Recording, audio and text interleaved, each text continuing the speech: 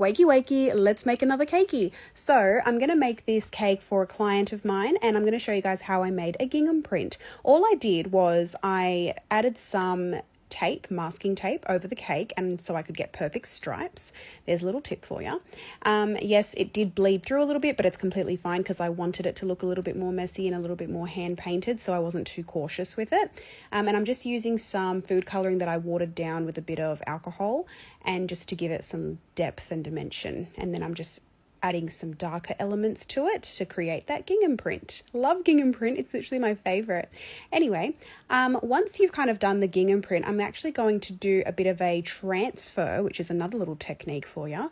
And then I'm just going to transfer this over onto the cake. Yes, I'm using pencil, okay? It's non-toxic and nothing's happening. And you know what? No one's going up to the cake and literally eating that portion of cake specifically and hoping that they're going to, eat pencil. All right, it's fine. And they're non-toxic and very safe, okay? It's all good. It's all good. And it's literally the tiniest bit. Anyways, I'm going to just hand paint using some food coloring, and this is so fun to watch, but you have to have a very, very steady hand. Anyway, make sure you also go slow with your cakes. You don't have to rush everything. When you see videos on TikTok or Instagram and they're cake decorating, it's always in a very fast motion, but I promise you, we have to take our time. I'm going to create a little ladder, and to do that, I'm just using some Pocky sticks and I'm just dipping it in some chocolate. Have you guessed the theme yet? I actually had never heard of this until my client asked me to make it. So it's a mouse, duh.